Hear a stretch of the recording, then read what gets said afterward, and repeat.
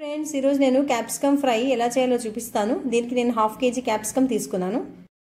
ఇట్లా 2 స్పూన్ల ఆయిల్ వేసుకున్నాక పోపు గింజలు వేసుకోవాలి. 1 స్పూన్ మినపప్పు, 1 స్పూన్ జీలకర్ర, 1 స్పూన్ ఆవాలు. ఇట్లా ఆవాలు ఇవన్నీ చిటపట్లాడుతున్నప్పుడు కూర ముక్కలు వేసుకోవాలి.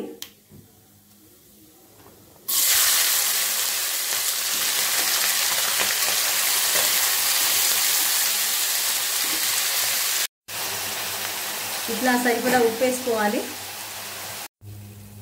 చిటికెడు పసుపు. ఇట్లా కలుపుకోవాలి. కలుపుకుని మూత పెట్టుకోవాలి. మధ్య మధ్యలో ఇలా కలుపుకుంటూ ఉండాలి. కూర ఉడికిందో లేదో మాడకుండా చూసుకోవాలి. ఎందుకంటే ఈ కూర శనగపిండి వేసి చేస్తాను కాబట్టి బాగుంటుంది, టేస్టీగా ఉంటుంది. మరీ మాడితే మాడిపోయినట్టుగా అనిపిస్తుంది. ఇలా కలుపుకుంటూ ఉండాలి. చూడండి, ఇలా ముక్క మెత్తబడింది అని మీకు అనిపిస్తుంది.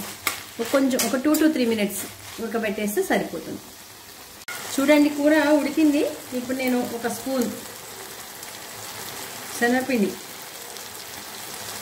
వేసుకున్నాను. అట్లాగే 1 స్పూన్ కారం కూడా వేస్తున్నాను. అంటే కారం మనం పెంచుకోవచ్చు తినేదాన్ని బట్టి. కొంచెం ఎక్కువ కారం తింటే కొంచెం ఎక్కువ కారం వేసుకోవచ్చు. దీన్ని బాగా కలుపుకోవాలి. శనగపిండి వేసాను కాబట్టి 2 to 3 minutes ఇలా ఉంచితే శనగపిండిలో ఉన్న పచ్చిదనం పోతుంది. ఇప్పుడు కూర చాలా టేస్టీగా అనిపిస్తుంది. చూడండి, ఇలా దగ్గరకు అయిపోతుంది. 1/2 kg కర్రీ మనకి 3 వస్తుంది.